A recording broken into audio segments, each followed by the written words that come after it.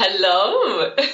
Thank you so much for coming on the podcast to talk. I've been wanting to get you on for a while, having seen so much of the content you're putting out at the moment, and things just hitting a note with me, hitting a chord. I think that's the actual saying, with me. So I can't wait to get talking to you. Yeah, awesome. Yeah, it's really exciting. Really chuffed to be here. It's lovely to be asked. Yeah, to be on the other side. Yeah, because you obviously record your podcast, as the interview. Oh my god, my words today. What's going on? Anyway, yeah, as the Yeah, host. it is. As the host, yeah, definitely. This is like really nice to just be asked questions for a change. Good. So Leah, as a coach, you have a wonderful way of flipping things on their head and reframing a lot of the things that perhaps can be, perceived or talked about in, and I don't love to use the words kind of positive and negative way, but in, a more negative way. Where did that come from? Where did that kind of flair come from? Yeah, it's interesting, isn't it? Because I think I can remember once somebody telling me that you're good at talking about the really tough, heavy stuff in a light-hearted way. And I think if I go back to, I don't know, perhaps in my 20s, there was probably a little bit of toxic positivity in it back then. I would say that I would perhaps try and brush over the dark things or the tough things that had happened in my life and just try to make the best of everything. And, I sort of became this identity of being the positive person. People would always say, oh, how are you always so positive? And, underneath that, I think there was a lot of sadness and a lot of anxiety. And I guess it was my way of coping was about, pushing through and getting on and seeing the best in things. And then I think that, I guess through my career, I worked with people who had addictions. So I worked with people who had drug and alcohol problems. And then I worked for about 10 years with children who lived in care, in residential care as well. Wow. And sort of humour was such a big part of that because, as you can imagine, when you're working in really tragic circumstances and people have got really tough stuff going on, humour would always be like the way of connecting with people or sort of, just lightening the mood in a way. And I think that, the people who do this job are pretty good at knowing when it's not appropriate to be humorous and make jokes and stuff. But I just think that it felt like, God, everyone is struggling in some way. We're all, we're all trying to deal with stuff, and it's like this unspoken word, isn't it? We all know that there's something dark in everyone's life. There's something going on. Right. And so if we can perhaps lighten that and normalise it a little bit more, then I think it's just a brilliant way to connect. It just shares that common humanity, doesn't it? Look, we know this is really, really shit. And at the same time, we're here. We've got things that are good. There's always something to be joyful or grateful about, even in the darkest times. And so I guess it's come from that. And it's come from a place of pain, really. Yeah. I guess I share in my introduction, in my bio, and in all my places on my website, that I've known a lot of grief and sadness. I lost my brother and sister to suicide and alcohol problems about 7 years ago. And I think that, once you've experienced really difficult stuff, it teaches you to recognise the simplest, most mundane things as being actually like amazing. So when there's really tough stuff happening, and often the people that I meet that I think that have had the most tragic things happen or really suffered with difficult things are often the most like buoyant, or they tend to sort of have this resilience about them that says, well, I mean, we used to say it in the children's home, if a child hadn't gone missing that day, we'd be like, well, this is a good day. Everyone's here. Nobody died. Quite low. It is, and I know it's like a dark humour, but it is honestly, I think sometimes we you know, we get so caught up in that everything is really, really serious, but actually, you know, when it comes down to it, most things aren't that serious. You know, we know the stuff is really, really serious, but a lot of the time, I think, you know, we get serious about things that really don't need to be. Right. I totally agree with that. And I am interested in what you said about, you know, when you were younger, being identified as like positive person no matter what, and how that there was an element of toxic positivity in that, and how you kind of then reclaimed your identity as a person. And not, I'm asking this because I can really relate to that, and still wanting to be a positive person, but knowing that you didn't have to be. And I love what you said about normalizing the shit stuff, which adds an element of joy to it. Yeah, definitely. I think it's, you know, that joy and pain are almost like two sides of the same coin. You can't have one without the other, can you? You can't have the light without the dark. And I think perhaps, you know, the reason like I struggled with that toxic positivity in my 20s was because I really tried to suppress the negative stuff, as you said, and the dark stuff, and try to be positive. But actually, it made me really, really anxious. You know, I mean, I had panic attacks. I was really anxious. So only by allowing myself to go into the dark and acknowledging it and saying, yeah, actually, this is really tough, did it allow me then to experience the joy. So it's almost like it's ironic, really, but they are two sides, I think, of the same coin. Yeah, they are. And I'm kind of likening it at the moment to, I'm really into seasons right now, whether that be, you know, the outdoor kind of seasonal seasons, whether it be my cycle. And something I'm kind of getting my head around at the moment is actually chronic illness being seasonal and cyclical. And I used to believe that like it was just a series of peaks and troughs throughout life, and it was like this linear thing, and you know, I could never see an end to it, and that was really difficult to come to terms with. But actually, you know, as I've kind of developed in my thinking, seeing it as a cycle, seeing it as kind of winter and summer, light and dark, you know, it's, and not being able to, you know, it's hard to say there will always be the dark, and to kind of come to terms with there will always be the dark, but actually, can we look for the beauty within the dark and the comfort and the things that actually are there that we love and that teach us things, and actually is the harder part of the joy.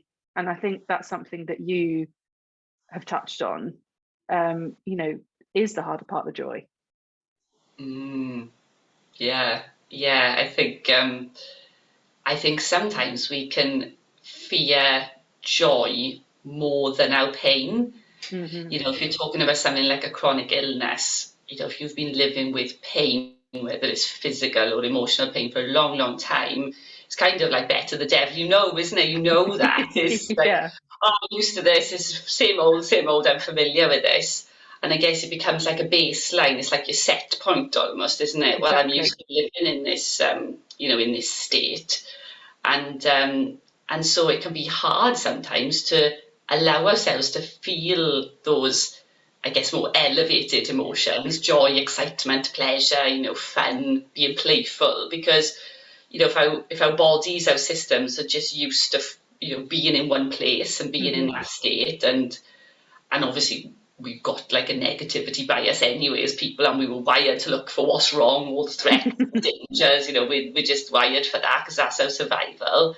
But then actually, yeah, we almost need to do a little bit of training, you know, on our joy muscle. Like it's almost like it is like a weaker muscle, isn't it? We have to move attention and be more intentional to actually look for the joys. And I know, you know, it's been so well used about gratitude and practicing gratitude and that, but we do almost have to wire ourselves to look for not even like things that are amazing, but just what's not wrong. So, you know, like in your body, if you've got pain, it's trying to think, are there areas where there isn't pain, or are there areas that are comfortable or just neutral almost? So I definitely, yeah, and I can relate to that of, you know, sort of dampening down our joy. You know, sometimes it's that fear, isn't it? Like, oh, if I'm having a good day or things are going well, Yes. oh, don't get too excited because something's going to mess it up, something's going to go wrong. And, you know, we have that sort of, we dampen down our joy, don't we? And I think, we need to train ourselves a little bit more in looking for the good and or just taking in the good, not even looking for it because it's there, isn't it? Like, It is there. Yeah. There, yeah. Yeah, and how can we kind of bring that into our lives? And something that I always feel actually quite sad about is when people say it all the time, oh, I won't let myself get too excited yet, just in case it doesn't work out.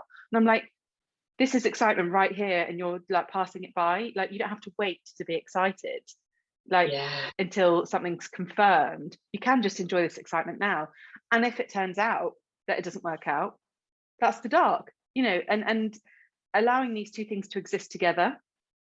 Yeah, absolutely. Like we do, don't we? We postpone our happiness, postpone our joy. We wait, even in the smallest ways of, working hard all week, wait until the weekend until we can have fun. And people postpone their whole lives, don't they? People stay in jobs where they're miserable and they wait until retirement until they can do all the things they want to do. And as you say, it's peppering in those moments of joy, and they don't have to be big things. They can be just enjoying the simple stuff. And I think I'm speaking to a lot of people, since the pandemic and being in lockdown last year, we were kind of forced to look at the simple things, weren't we? We were just sitting in our gardens, if you're lucky enough to have a garden, or just enjoying, those small pleasures, and cooking food, going for a walk. Just, we couldn't do the big stuff. No, but what is lovely about that is that it's kind of trained us to look at that small stuff. And like, I wake up in the morning and I've got a shelf of where I've got plants and just nice things, and to like see that view before my curtains are opened, in the morning is so lovely. And I kind of just sit there and lie there and stare at it for a bit. And it's like, I always love the meditations that kind of ask you to take in things in your surroundings that you don't usually look at, and to see that. And it reminds me of something you do, which is your Fresh Air Fridays. And so much of that comes across as being able to enjoy the normal. Yeah, absolutely. Yeah, I think, the example you gave of looking at your plants before you can get out of bed is that we're directing our attention, aren't we? Because if we think that our attention is often wired to take in the what's wrong, we have to be intentional about looking for the good or looking for the ordinary even. And a practice I love doing is tuning into the environment through the senses, because it's, we're orienting ourselves. It's a really quick practice, just taking in your senses, noticing the room that you're in, that you're probably really, really familiar with. You see it all the time, but do you really see it? Do you really take in what's around you? And it's actually, on a biological level, it's very regulating to our nervous system, because if we've got illness or pain, then, our nervous system is always in that sort of hypervigilant state. It's stuck there almost. And so when we just take in that plant on our desk, or we hear the birds, we're sending cues of safety to our nervous system. So the nervous system is getting that information that otherwise we're just blinkered to or blocking out. We're using our environment as a resource, to soothe our nervous system and to say, everything's okay, actually, in the here and now, we're safe, that there's nothing to be threatened by, there's nothing to feel, threatened by. So even though it sounds really simple and easy, and it is, it's actually really powerful, to us on a biological level. Yeah, absolutely. And that kind of brings me on to something that you do and incorporate into your work, or is your work, is somatic coaching. And for our listeners, I'd love for you to talk a bit more about what that means and why that's so beneficial alongside other forms of coaching.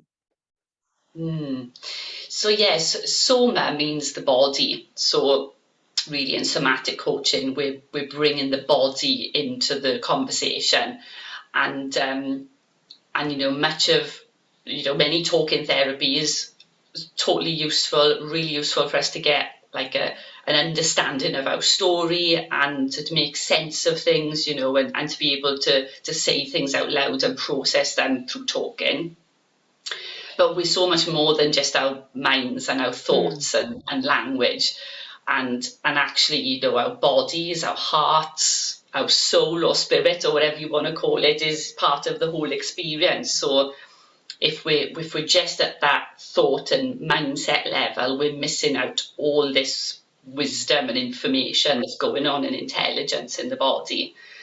So I like to liken it to, you know, we're just scratching the surface. Like, I can explain something to you that's happened to me, and I can, you know, talk that through on a conceptual level.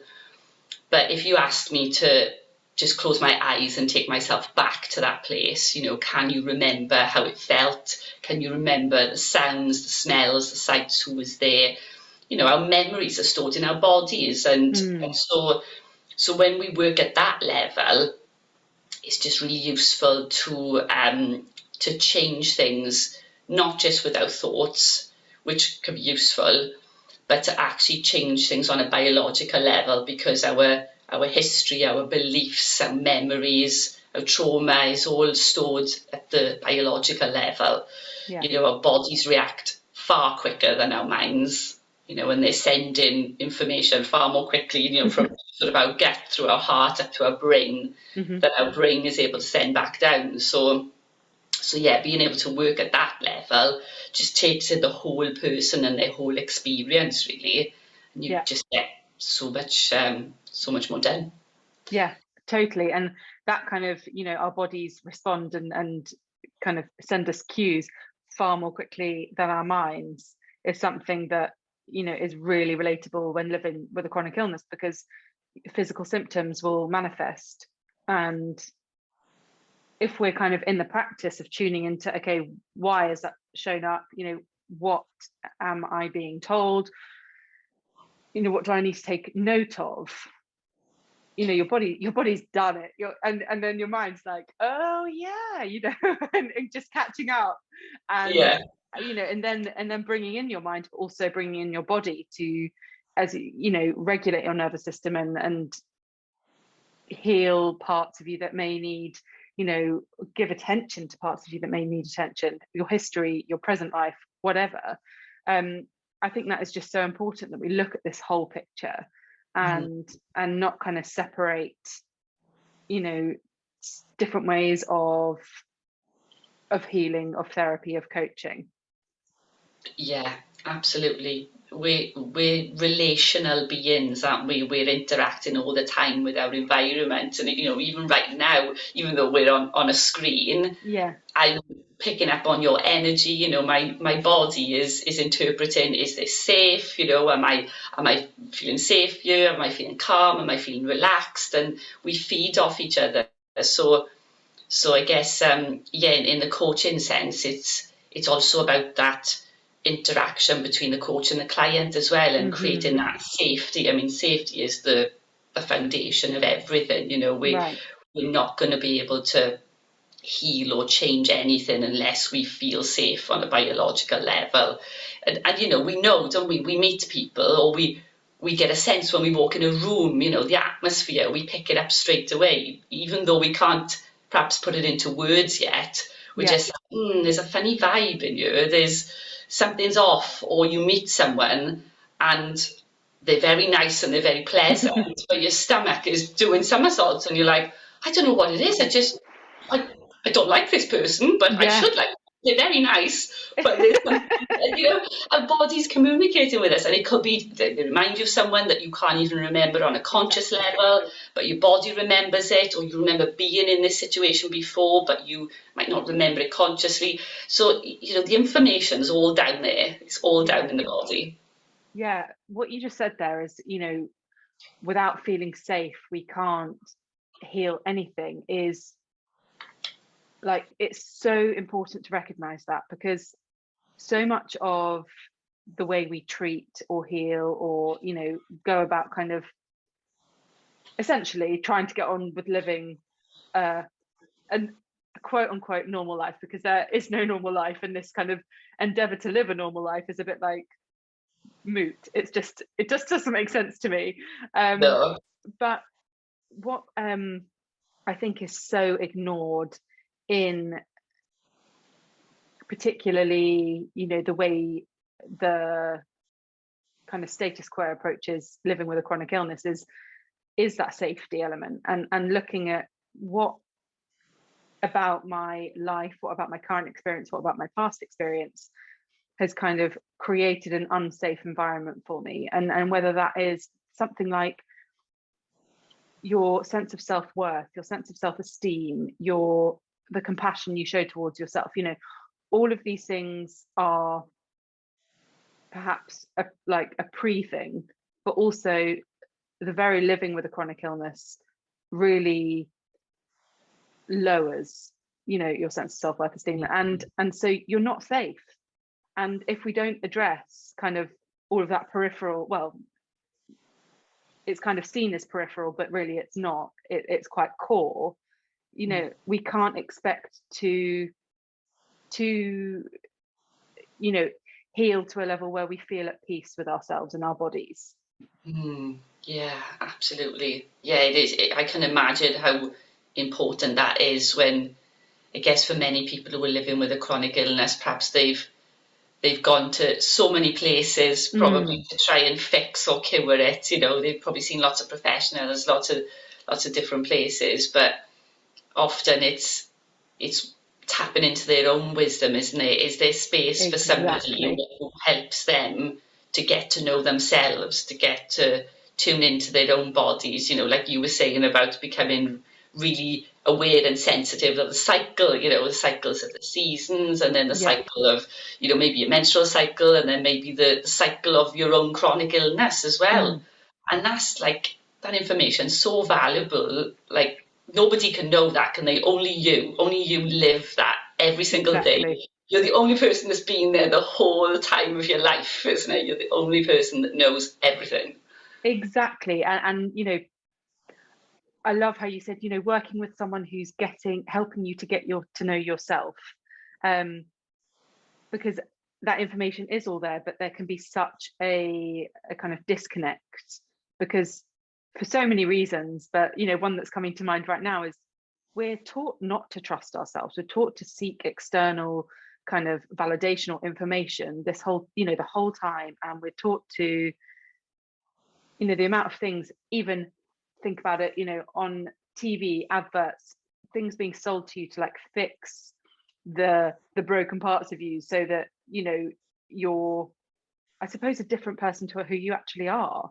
And so much of, I think, the way we way the mainstream approaches healing is, I love what you said in one of your Instagram posts, it's to become your best self, but actually are we ignoring becoming our whole selves? This whole like best self talk, I actually really dislike it. It's kind of, what is it? Yeah, what is it? Like, I couldn't tell you what my best self was. No. I mean, I don't know, maybe when I'm on a holiday, maybe when I'm caffeinated. I didn't drink coffee before I came on here today, because I thought, oh God, it'd be too much. I'll be jumping through the speed of Alana. The podcast listeners will have to turn down the speed on the recording. I was like, brilliant. But yeah, best self. Oh God, I don't know. Yeah, I definitely think that. I think that, I say to people, I am not interested in, helping people to get anywhere. I don't care what job they do. I've tried very hard to have a really great niche and a really snappy elevator pitch of, I work with these people and they're this age and they do this and that. But ultimately, I'm interested in people. Yeah, as you reminded me of there, becoming their whole selves, just having that self-acceptance. Can they be with themselves even when they feel like a piece of shit, or even when they think, oh my God, I've messed up, I've done stuff wrong? Are they able to just not leave themselves? Are they able to stay with themselves and not abandon themselves? And I think that if we can really get to know ourselves and really trust ourselves, and dare I say, even like ourselves a little bit, it's hard, but I do think everything else comes from that. Everything starts to make more sense. As you said, we're not taught to trust ourselves. I mean, innately, we are born, aren't we, with that knowing. The body, Right. babies, that's all they've got. They don't have cognitive, they don't have language. All they've got are their senses to pick up on what's safe, what's not safe. And then as we grow, we're told to shut that down, that intuition, if you want to call it that intuition of knowing what you need. Like, I spent so long, I think, in my 20s, I didn't have a clue what I needed. I didn't have a clue what I liked, what I wanted. Totally disconnected from my body. I can remember starting mindfulness back, 10 years ago, and that they say, feel your feet against the ground. And I was sitting there and I was thinking, am I actually feeling my feet against the ground, or am I thinking about my feet on the ground? I honestly don't think I could feel my feet against the ground. I don't. I was still in a thinking mode and not in a feeling mode. I was totally numb from my body. I completely shut that down. And it's been, a decade or more's worth of work to really tune into my body again and think, oh, I can feel things, I can trust myself. Yeah. And that, juicy, that disconnect and that difference between feeling and thinking, when we are experiencing pain, that's like, A, we're kind of taught to, but B, this fear of pain and discomfort causes that shutdown, that immediate, like, nope, don't want to feel that, go away. Whether that's by taking a painkiller or, taking a medication, or losing yourself in something else, distracting yourself in scrolling or TV or whatever. Being taught that it's okay to sit with pain and and discomfort helps teach us that it's okay to sit with our bodies all the time. And when you talked about kind of, you've tried so hard to get a snappy elevator pitch, and I'm the same. It's like, how do we communicate like what we do so that it's understood, and in this world where actually it's quite a radical way of thinking? I'm still working on that one. Absolutely, it is. It is a radical way of thinking, and I think sometimes I forget.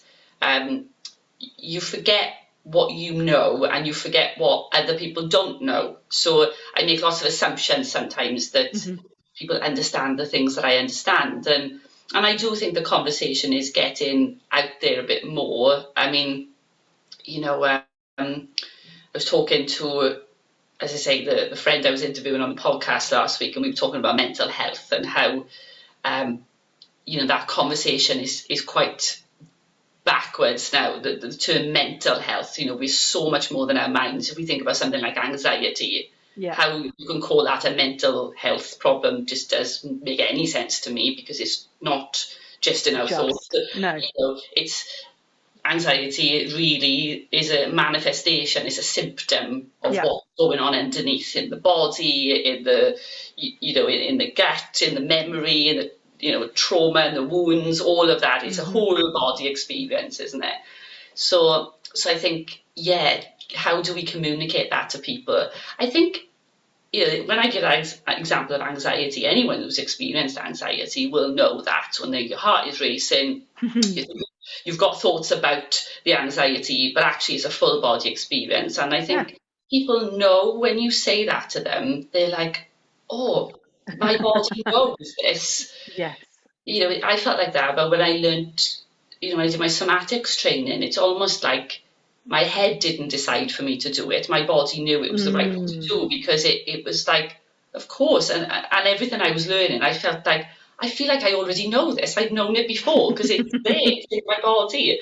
So I think that if we get past all the jargon and the layers of, like you say, being your best self and all of that, and get down to the nitty gritty of, that feeling of just feeling safe and comfortable in your own skin. Imagine what that would feel like if, when you were making a decision, that you could trust yourself and you didn't feel the need to ask everybody else about what to do. And I guess I'd like to speak to people who have been, resilience is something that we hear a lot about, and I like to think that the people that come to me are already incredibly resilient. They usually have been through a lot already. They definitely don't need to build their resilience. They're super resilient already. They actually need to allow themselves to shine and to experience that joy and that pleasure, and to see that lighter side of life. So yeah, I don't have an answer, is the answer. I don't have the answer of, how do we get people to understand it? But that was beautiful. Everything you just said, it kind of, it sends, shivers down my body, because it's like, that is life. That is like the beauty of life. And if, we can experience that, it's like, I sound really evangelical, and a bit like, oh, but actually, the way I feel that within my body, going back to this, it's not something I know in my head. I feel it within my body, and trying to communicate how I feel within my body and how I know others can feel within their body. I can't put that into words. Like, there aren't the words. No, it's beyond words. Yeah. And so much of our life is an experience, isn't it? It isn't what we say, it's how we feel, isn't it? Life is like just one experience after another. One of my, I guess I do have a bit of a snappy line. I create experiences that bring people to life. Because, when someone comes and has coaching with me, it's an experience. We're on an exploration together. Like, I'm not pretending that I know what they should do, because I really don't.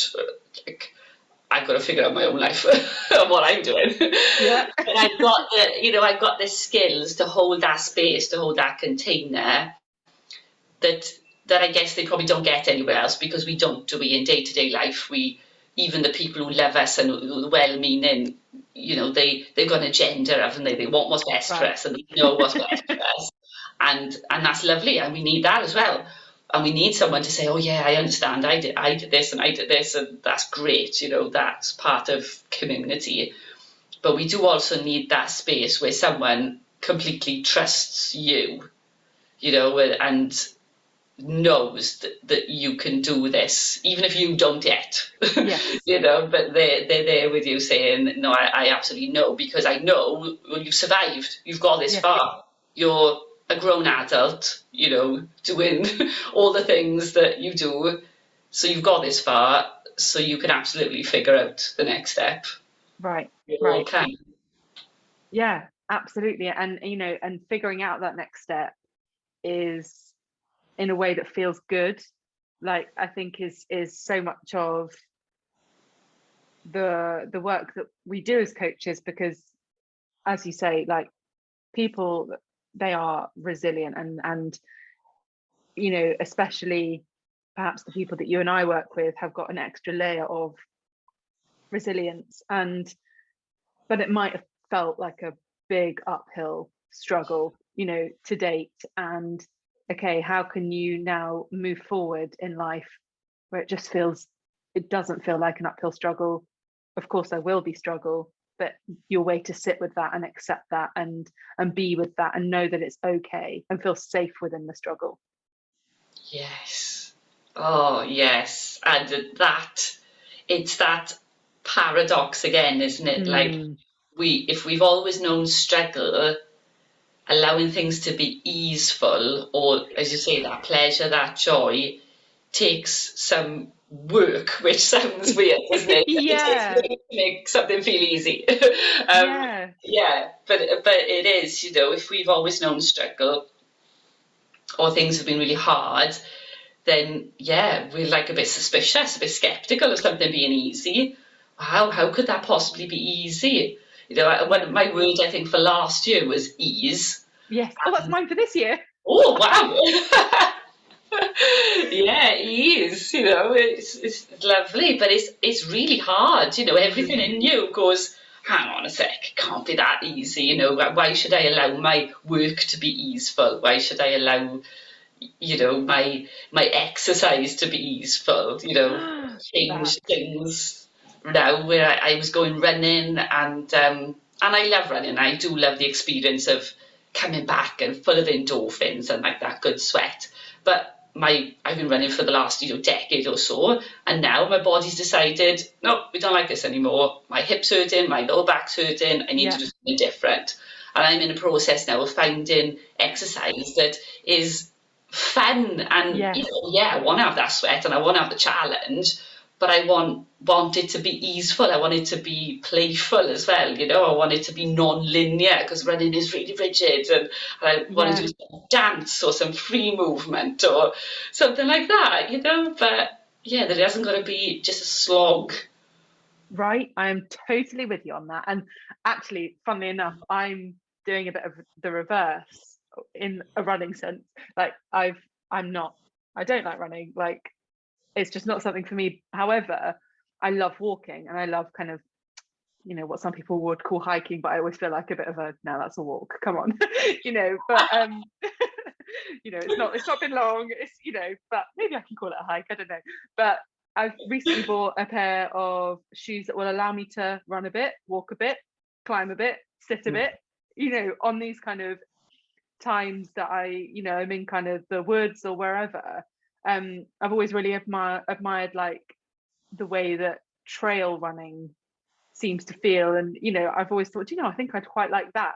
But you know, allowing that playfulness and for you to create your own little version of what exercise or movement looks like to you, and not feel like, right, I've been, you know, it's a prescribed kind of like thing, you know, I've got to run 5k or I've got to have my heart rate at this or whatever. And going back to what you said about that, you know, this kind of like the easeful life feeling a bit uncertain and a bit weird and a bit scary. I have noticed myself recently, because I've created a lot of space in my winter, but I've noticed myself in this space almost seeking something to make me feel a bit like struggle or a bit you know, it's like adding this weird pace. And it's like I was sat on my sofa and the sun was streaming and I thought, do you know, this is lovely. Oh, I'm just going to check on my phone. What? yeah. Like, and it's like, luckily I've kind of worked in you know, practice of actually being able to see that happen as it's happening, you know, and no, just sit and enjoy the sun like a dog bathing, you know, through the window. But you know, something else you've talked about on Instagram is like anxiety as a distraction, and kind of, you know, that's the place we know, and I think that translates to a lot of things, you know, struggle as a distraction from just feeling how we feel right now. Yes, yeah, definitely. It's almost like the first thing we experience is the headline. I always think is the top line. It's never the thing's never the thing. You know, we all go, we come to coaching, we're like, I want help with this. We're like, it's probably not going to be that, because that's just how it's manifested. It's just, that's the top layer, the symptom, isn't it? So with something like anxiety, I think that often underneath it, anxiety can be a result of like a resistance or a struggle or a conflict that's going on within us. If I think about all my anxiety that started really bubbling up in my 20s, underneath that was deep sadness and loss, you know, that I wouldn't allow myself to feel, or that I didn't perhaps think was justified. I wasn't allowed to feel it. And so the struggle within ourselves, I think that inner conflict can cause anxiety, or maybe anger. you know, I think sadness and anger are two emotions that are quite, we don't always know what to do with them. We're not very good at publicly. I mean, if you think about grief, you know, grief, you know, covers a lot of, there's always sadness, anger, there's lots of mixed emotions within grief. But yeah, I don't think they're almost acceptable emotions to display then or express with others or publicly.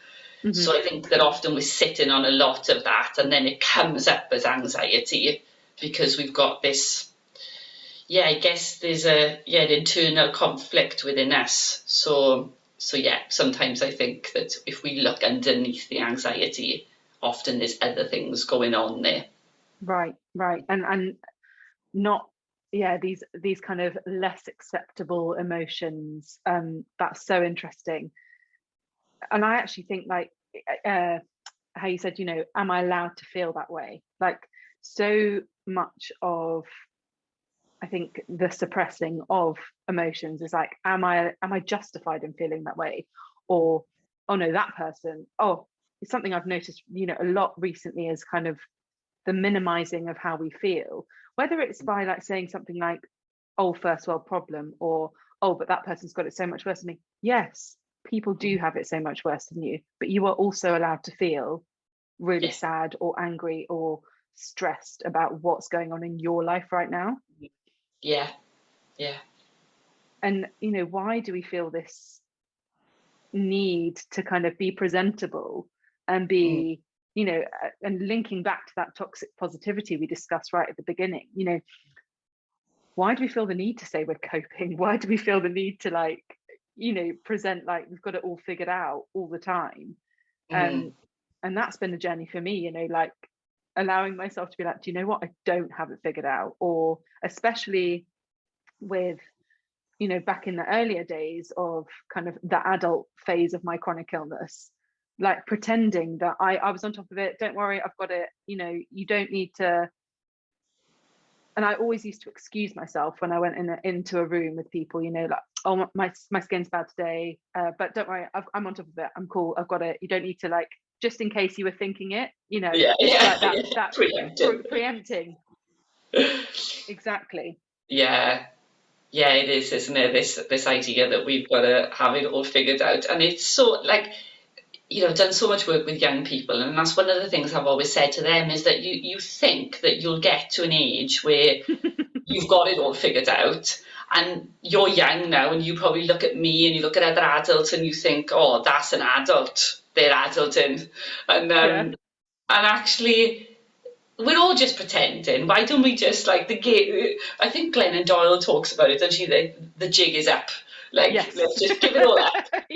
It's all, you know, it's all a pretense, and yeah, this idea that, like, I know that you haven't got it sorted, and you know I haven't, because you're human, and this idea that that we all think that we're really special and unique, and that our emotions, you know, my anxiety or my anger, oh my God, you know, it's so shameful. And, you know, all my feelings, they're mine, but they're not. They're universal. Yes, we've all got our own unique circumstances and history, and that, you know, and our brilliance and our uniqueness, but actually we're not all that different either. I think that we forget sometimes that everyone experiences these emotions, you know, even the horrible ones like shame and jealousy and envy, and like the ones that you daren't show, you know, that you've got inside of you. But we all experience it, and I think that what makes us that common humanity, isn't it? I think that's what's perhaps missing at the moment. I think a source of our suffering is that lack of, you know, community and really seeing each other raw and just as we are. Yeah, community is something that I've always got a sense is really, like, important and key for you in kind of the different work that you've done over the years that I've known you. And obviously with, you know, the pandemic and the lockdowns, like, community, that sense of community, in-person community especially, has suffered. And how has that kind of I mean, am I right in assuming, first of all, that community is like one of your things? Well, definitely. I think it's something that I struggle to know sometimes how to create it, particularly at the moment. Mm-hmm. Like before the pandemic, I had a side project called Soulful Sunrise where we used to have a morning dance party, and we'd get together and go to a cafe in Cardiff, and we'd have a DJ at 6 a.m. and we'd have yoga and breakfast and all of that. And it was that idea of starting the day with some joy, not postponing our happiness, doing it before work rather than waiting. And obviously that's been on pause now with not being able to get together in person. So that's sleeping at the moment, and I'm trying to figure out how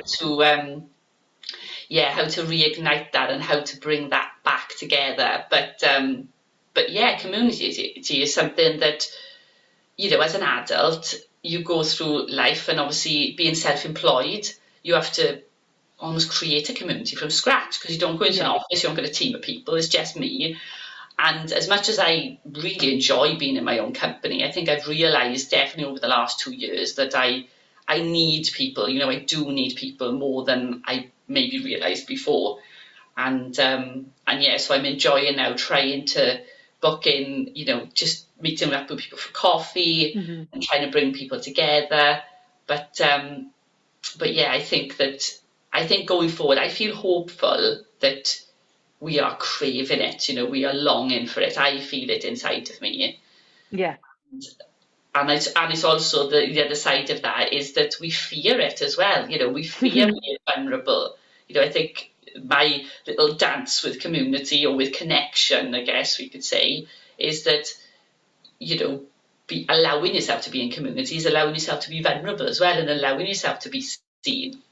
So we've got this this double edge of it, especially at the moment, with all the fear that's around about how are we allowed to do things, are we allowed to meet up, there's still a lot of fear around, isn't it, in society at the moment. Absolutely. Yeah. And again, that kind of comes back to this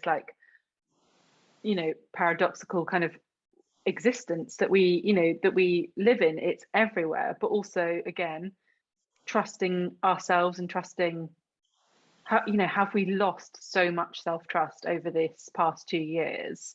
Because obviously, we've been going through a complete unknown, and something which is, big and scary, and is,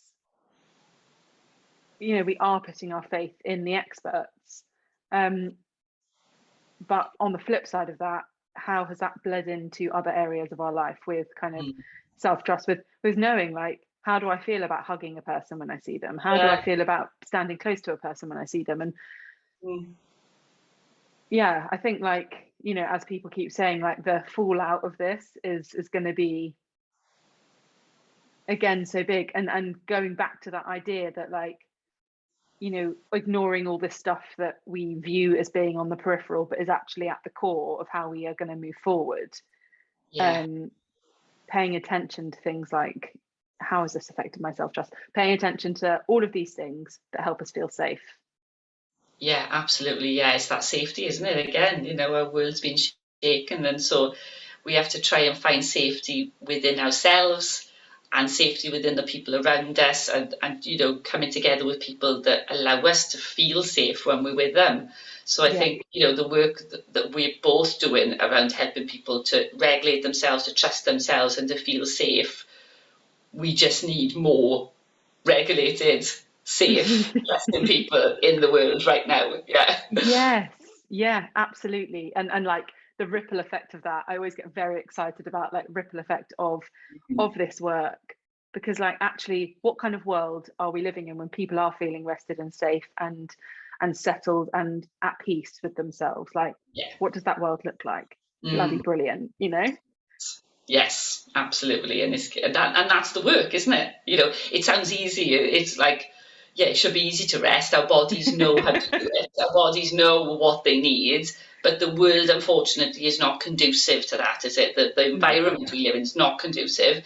So unless we are actively intentionally making that a priority, it is not going to happen. You know, I say to people, if you leave it a chance, you're just going to get swept away by the world. It will just take you and make you into whatever it wants to make you. So unless we, you know, come back to ourselves again and again, and create the conditions for it to happen, then yeah.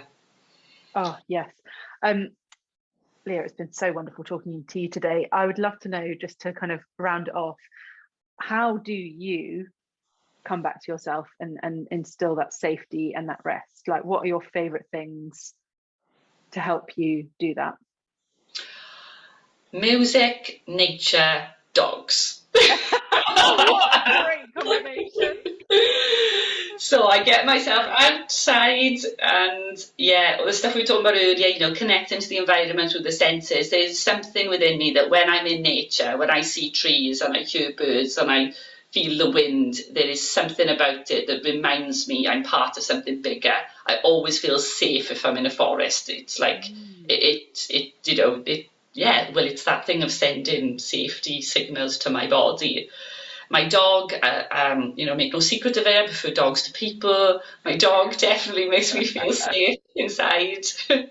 And I do love music. I find music really evocative. So yeah, house music, have a dance, go in the garage, knock the lights off, have a boogie. That, you know, sets my world on fire. Amazing. And you often have dances with your dog. I've seen and I love that. Yes. I love that. Oh, thank you so much. And where can people find you to view and take in all of your wonderful words and wisdom? The only place you'll find me on social media is Instagram at Leah Sean Davies. And yeah, I've got my podcast, the Leah Sean Davies podcast. And yeah, my website is leahseandavies.co.uk, and that's how you find out about my coaching experiences and all the stuff I can do. Great. Thank you so much. Thank you for having me. It's been so nice to be interviewed and chatted to. Oh, yay. Oh, well, take care.